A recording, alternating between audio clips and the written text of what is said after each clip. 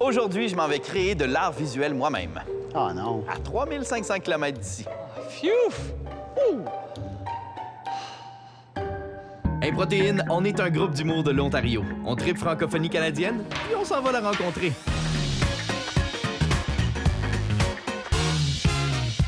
Parce que oui, il y a des francophones hors Québec. Calgary est une ville de choix pour les artistes visuels, car, eh oui, la ville est entourée de montagnes et de cougars. D'ailleurs, cougar et Calgary comptent 4 lettres identiques. Hasard? Bien sûr, pour les artistes de l'Alberta, il y a beaucoup plus de services en français offerts à Edmonton, car comme le dit le vieux dicton, c'est toujours Edmonton qui ont tout. Mais quand même, plusieurs artistes visuels francophones se sont établis à Calgary, aux abords des Rocheuses. Ont-ils une galerie francophone? Non. Ont-ils un lieu artistique francophone précis pour se rassembler? Non plus. Mais qu'ont-ils? Les artistes francophones sont supportés par l'Alliance française of Calgary. De plus, lorsqu'il n'y a pas de pandémie, ils font visiter leur atelier lors de journées portes ouvertes. Car bien sûr, ils doivent garder les portes ouvertes pour être en contact avec leur principale source d'inspiration, l'immensité des paysages. Le problème avec ouvrir ta porte puis laisser les paysages rentrer, c'est que tu peux laisser les cougars rentrer aussi. Mais c'est inspirant. Oui.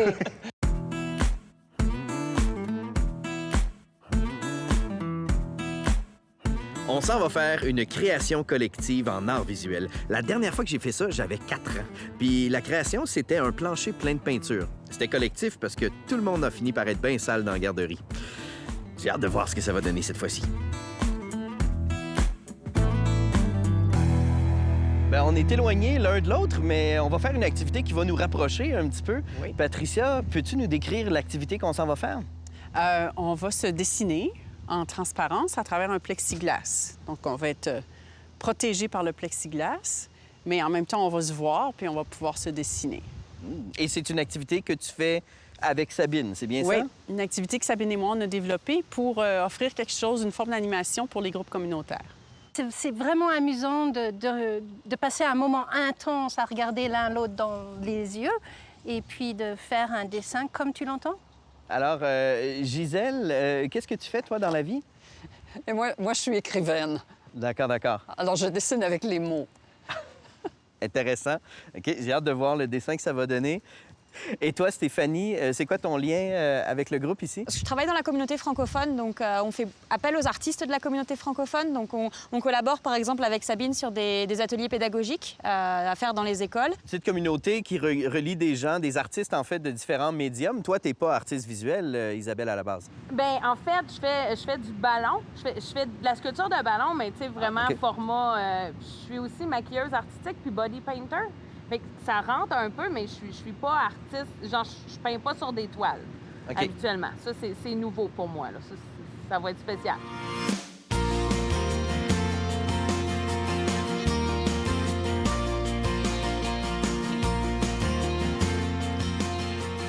J'essaie de faire un contour, mais comme tu vois, là, je vois pas après, je cherche pas des lignes précises.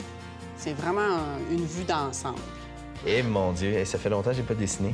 Il s'est forcé, mais c'est du réalisme. Tu sais, il n'a pas exagéré, il n'est pas allé plus loin, il a juste fait du réalisme. Hey, si ta réalité, c'est ça, oui, ça va pas bien, toi. Ouf. Souvent, on peut penser, par exemple, que l'art visuel, ça va être instinctif, ça va être de l'image. Mais c'est quoi l'importance du sens derrière l'image? Je pense que pour moi, une œuvre d'art est finie quand la personne qui la regarde, le spectateur, se l'approprie. Mais c'est vraiment de donner à la communauté quelque chose et puis eux, ils vont nous redonner quelque chose d'autre en contrepart. C'est vraiment leur projet à la fin. Et c'est ça qui est intéressant, c'est de créer des choses et puis de laisser voir comment ça va grandir tout seul, quoi. Isabelle, est-ce qu'il y a des lieux physiques, en fait, pour la communauté francophone ici à Calgary? Bien, moi, ce que je trouve, c'est que le rassemblement vient des personnes plutôt que des lieux. OK. T'sais? Donc, c'est quand deux personnes vont décider ensemble de collaborer, de créer, puis là, ils se créent l'endroit pour le faire. Moi, c'est comme ça que je le vis. Participer à une activité comme ça, d'art visuel, comment ça se vit en tant qu'autrice, en tant que femme de lettres? En fait, c'est intéressant parce que l'art visuel m'a toujours intéressée. J'ai étudié l'histoire de l'art quand j'étais au cégep et quand j'étais à l'université. Et je veux y revenir maintenant. Je veux créer des textes de création à partir de l'art contemporain et surtout de l'installation. Donc, Stéphanie, tu es originaire de la France? Et oui, tout à fait, oui. Et tu es arrivée à Calgary à quel moment? Eh bien, en fait, ça fait 2 ans que je suis ici, un peu à Calgary par hasard, mais moi, j'ai toujours été passionnée en France par le Canada et par la francophonie au Canada. Réellement, moi, c'est quelque chose qui m'a toujours passionnée de savoir qu'au Canada, il y avait toute cette communauté francophone qui était répartie dans tout le Canada. Alors, bien évidemment, au début, c'était celle du Québec que je connaissais. Et puis on a eu l'opportunité avec ma famille, il y a 2 ans, de venir ici, de nous installer à Calgary. Et c'est vrai que depuis 2 ans, c'est vraiment une super aventure. Je vais aborder un sujet peut-être épineux avec vous, celui de la critique. Et je commencerai par Gisèle. Comment tu vis la critique au niveau littéraire? Tout dépend qui l'écrit, comment il l'écrit.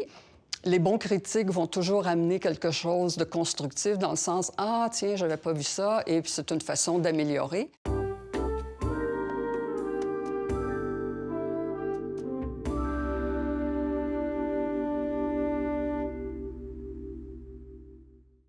Alors ici, on a une œuvre très colorée avec des champignons, un œil, une main qui ressort. Bref, c'est idéal pour mettre dans une chambre d'enfant quand tu veux qu'il y ait des cauchemars. C'est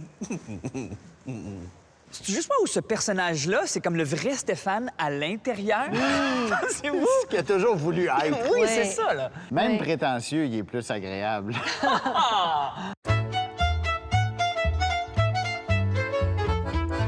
Tiens, je vais juste faire quelques nuages. Des nuages.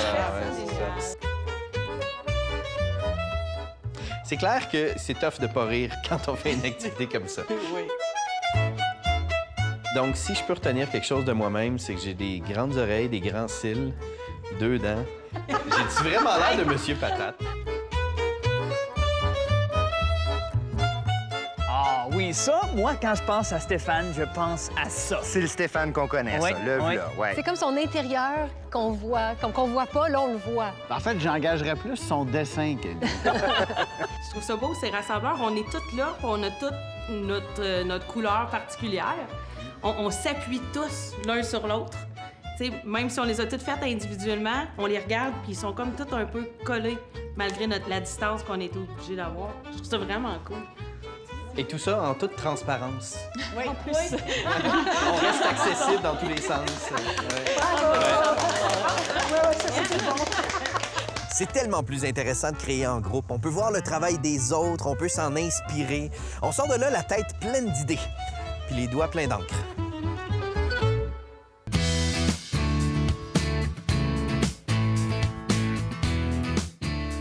Créer en groupe, c'était bien le fun, mais il m'a manqué la source d'inspiration numéro 1 de la région, la nature. Donc là, on lâche les visages et on s'en va voir des paysages.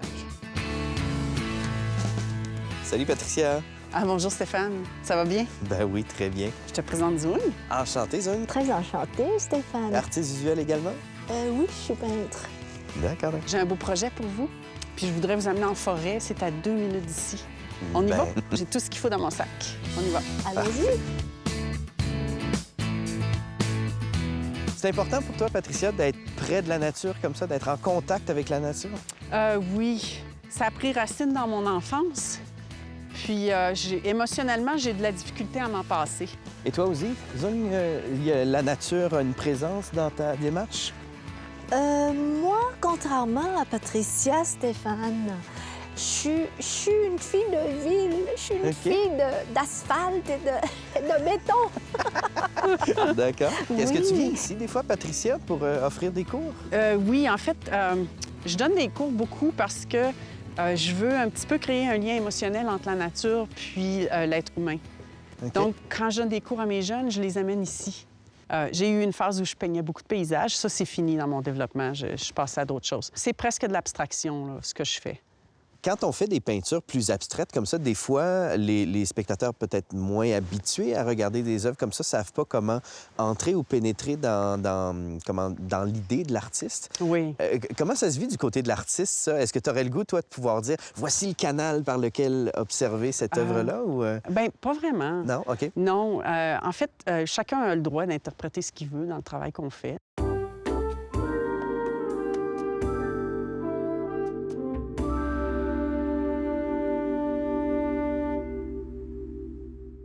Alors ici, l'artiste a représenté la pureté sous forme d'un oiseau, un oiseau rouge passion. Et évidemment, il y a ce qui est extrait de la passion qui se fait filtrer. Et tout ce qui va rester, c'est la légèreté de cette passion pure.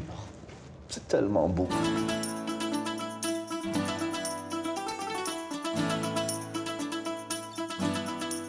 OK, on a trouvé l'endroit idéal. Vous avez choisi vos arbres? Oui. Oui. Oui. OK. Je vous donne un petit sac de céramique, la céramique rouge. Merci. Alors, de la céramique, c'est de la terre, hein? Donc, c'est pas polluant. On peut travailler avec ça dans la forêt. Et puis, ce que je vous demande de faire, c'est de créer sur votre arbre un visage ou un insecte ou n'importe quoi qui va vous permettre de peut-être rentrer un petit peu en relation avec votre arbre.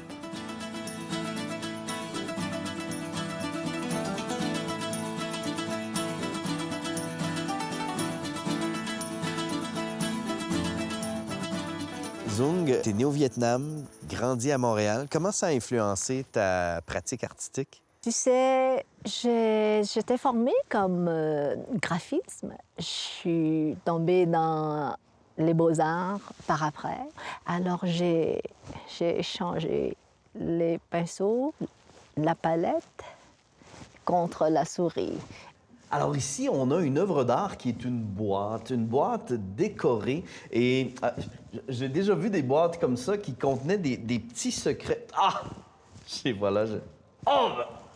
Ils ont mis un piano dedans. C'est complètement malade. Bon.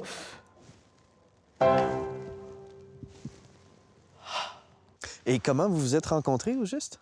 À travers le RAFA, hein, je crois? Oui. Mais c'est un organisme d'Edmonton.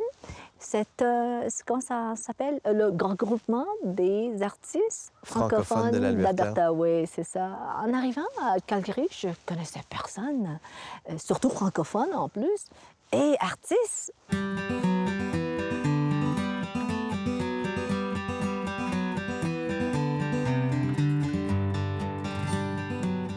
Quand tu crées et que tu as des idées, dans quelle langue réfléchis-tu?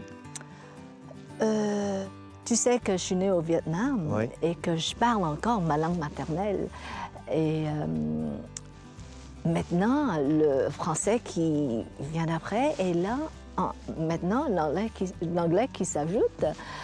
Des fois, ça mélange. Des fois, ça manque de mots aussi. J'arrive pas à décrire, mais les couleurs me parlent. Elles parlent d'une langue universelle.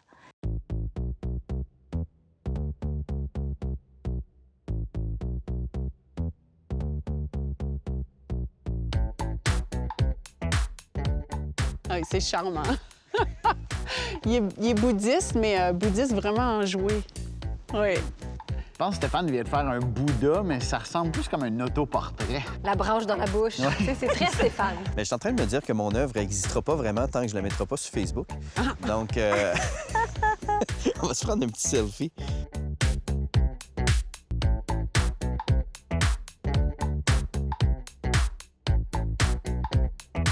Je pense que j'avais jamais passé autant de temps à toucher à un arbre. Puis c'est bizarre, il s'est passé quelque chose. Arbre, si tu m'entends, inquiète pas. Je vais revenir te voir.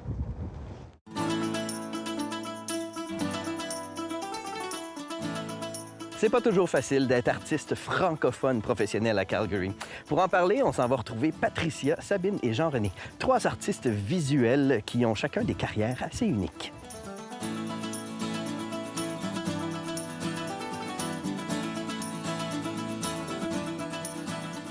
On est ici pour parler de l'écosystème artistique au niveau des arts visuels en Alberta. Et je suis curieux, dans cet écosystème-là, il y a une valeur importante qui est l'éducation. Jean-René, t'enseignes à l'université ici les arts visuels. Qu'est-ce que ça change dans le parcours d'un artiste d'enseigner? Au niveau de la démarche, par exemple, c'est d'être toujours dans le milieu artistique, mais pas toujours dans la création. Donc, c'est comme si ça me donne l'opportunité de prendre un petit peu de recul, même de ma propre pratique, et de regarder ce que les autres y font, et même les autres étant des étudiants, et aussi mes collègues.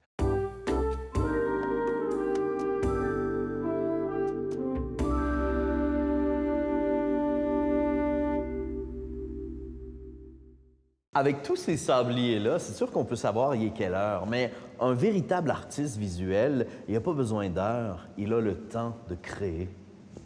Comment tu décrirais ta démarche artistique? Le médium principal, c'est la photographie et la vidéo d'art et l'installation. Mon but premier, c'est de créer, c'est vraiment pour l'autre, donc pour la diffusion. Donc, créer pour exposer, c'est vraiment le but premier de ma démarche comme artiste. Patricia, Sabine, vous faites partie d'un collectif qui s'appelle le collectif Devenir. Dans l'idée de devenir, il y a l'idée de transformation qui revient aussi dans l'idée de l'écosystème. Hein? Tout se transforme, tout se recrée. Comment le collectif Devenir s'insère dans l'écologie artistique ici de Calgary? Le collectif Devenir a été formé en 2016. On est 5 artistes, 3 artistes visuels d'Edmonton, 2 artistes visuels de Calgary. On était tous des artistes qui avaient un petit peu atteint un niveau dans notre carrière où c'était difficile peut-être de passer à la prochaine étape sans se mettre en équipe, sans travailler ensemble, puis de trouver un petit peu notre place au niveau de la visibilité en tant que francophone, artiste francophone visuel en Alberta. Alors, le collectif nous a vraiment permis de faire ça. Et Sabine, c'est quoi les moyens que le collectif peut utiliser justement pour affirmer sa présence? Un des moyens que le collectif utilise, c'est faire des expositions du collectif. Je pense que 5 artistes, on a plus facilement la chance d'exposer dans des galeries parce qu'on a un produit qui est beaucoup plus fort et intéressant et divers.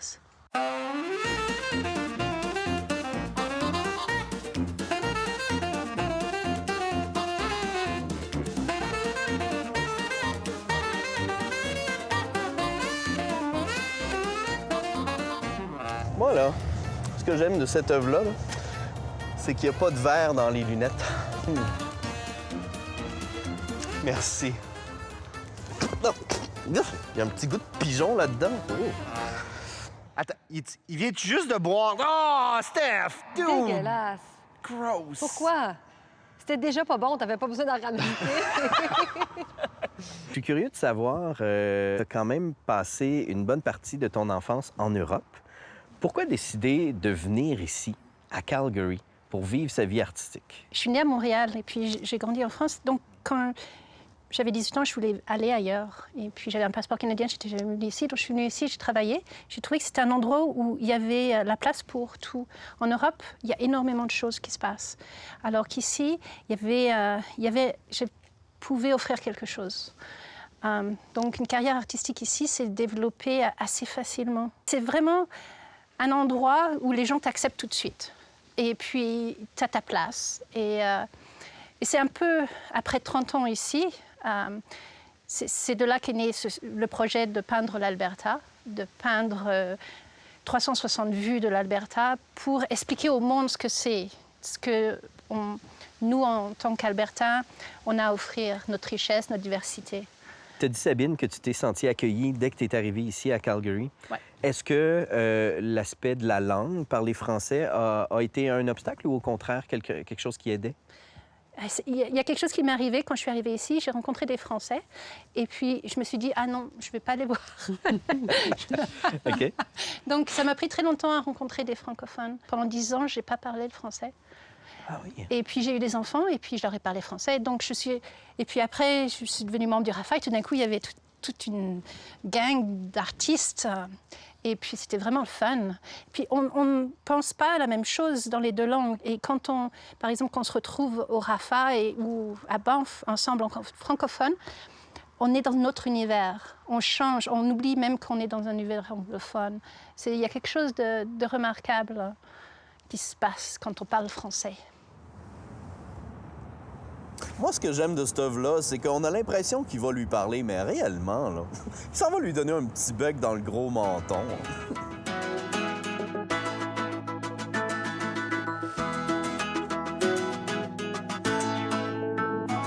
En fait, le lien que j'ai le plus intéressant avec la langue, c'est le fait que j'enseigne aussi un cours en français.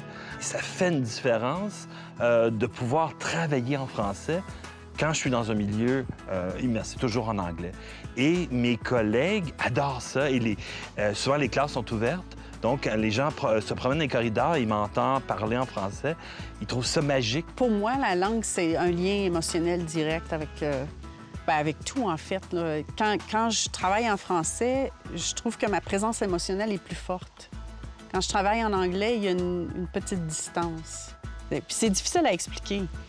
Je pense que c'est la langue maternelle, hein? C'est la langue de l'amour, c'est la langue de l'émotion. La francophonie à Calgary, c'est pas un lieu, c'est des gens, dont des artistes visuels qui ont décidé de venir s'établir ici parce qu'ils voyaient un terreau fertile pour se développer artistiquement. Oui, l'Alberta, c'est vraiment une terre de possibilités. À Calgary, oui. Je t'enverrai des photos. Ah, génial. Oui. Merci beaucoup. De rien. C'était vraiment chouette comme Oui, c'est ça, c'est le gros trou qui est là. Ben oui. Ah, tiens, je voulais aller voir les castors. Attention à ta cheville. C'est correct? Ça va. Tout Oui, est pas... pas de problème. Oui.